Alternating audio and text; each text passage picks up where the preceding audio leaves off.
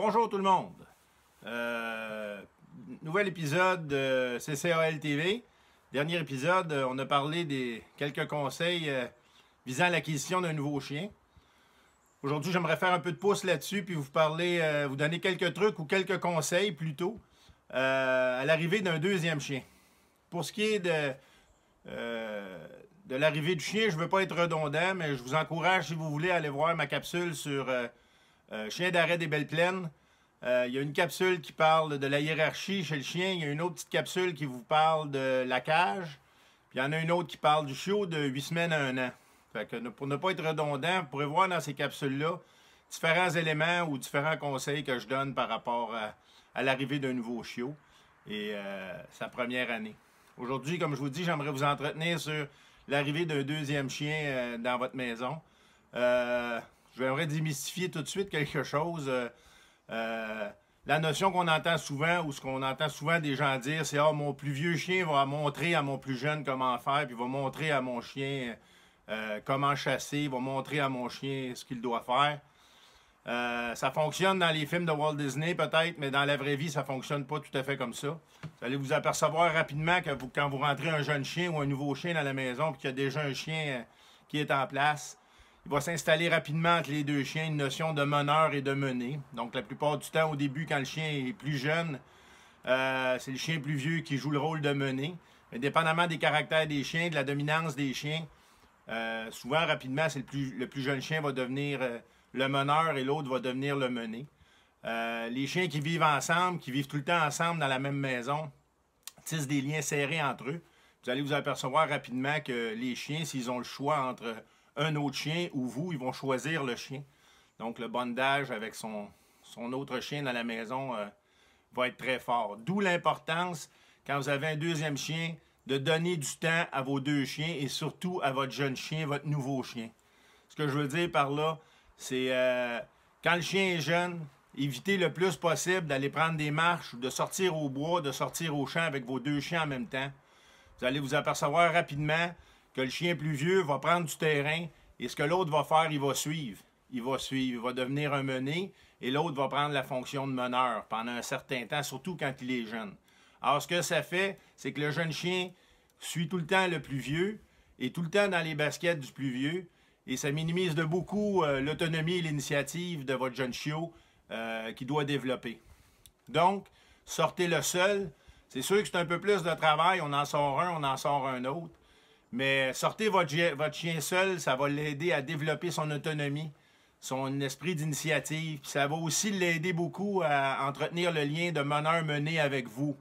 Donc, la notion de coopération, de vous suivre, vous, du regard dans son déplacement.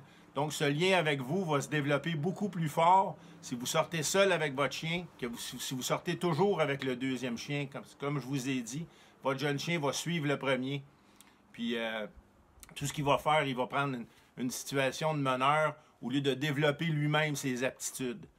Donc, donnez du temps à votre jeune chien, sortez avec votre chien seul, laissez-le prendre du terrain, laissez-le découvrir les odeurs, laissez-le découvrir son environnement.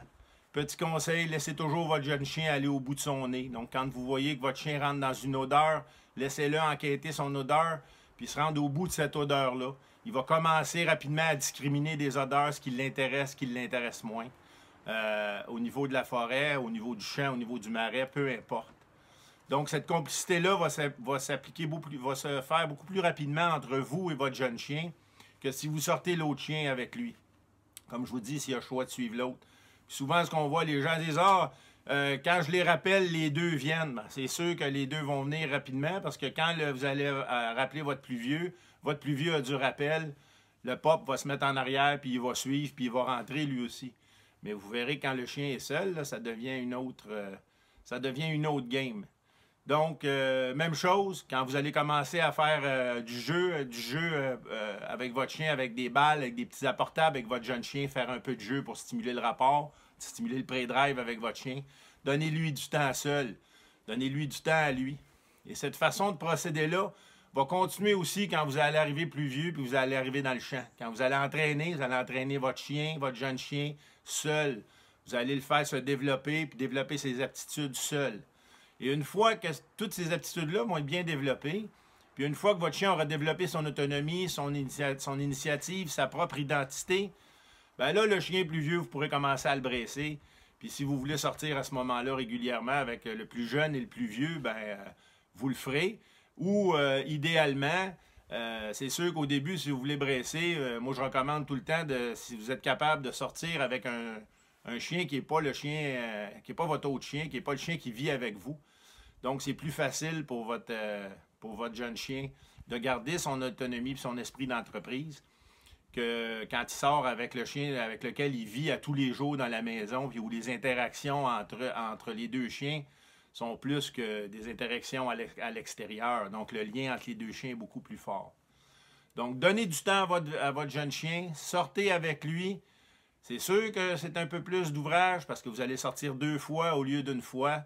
Mais je vous le dis, ça va être payant tantôt, ça va être payant dans la relation avec vous, puis ça va être payant au niveau de la relation dans le travail. Puis surtout, votre chien va se développer par lui-même, pour lui-même, en se faisant confiance à lui-même envers ses propres aptitudes et non en prenant une attitude de mener par rapport à un autre chien qui est un meneur. Alors j'espère que cette capsule va vous aider à l'arrivée de votre deuxième chiot. Et dans la prochaine capsule, je vais vous entretenir d'un sujet qu'on m'a questionné récemment et qu'on entend souvent parler. Je vais vous parler du rappel. Donc, je vais vous parler puis vous démontrer quelle est mon approche à partir d'un petit chiot de 8-9 semaines pour commencer à travailler le rappel, les différents petits trucs puis les différentes techniques que moi j'emploie au rappel pour finir par avoir un rappel efficace. Et vous le savez comment ça peut être important pour nos chiens quand on chasse d'avoir un bon rappel. Sur ce, bonne semaine.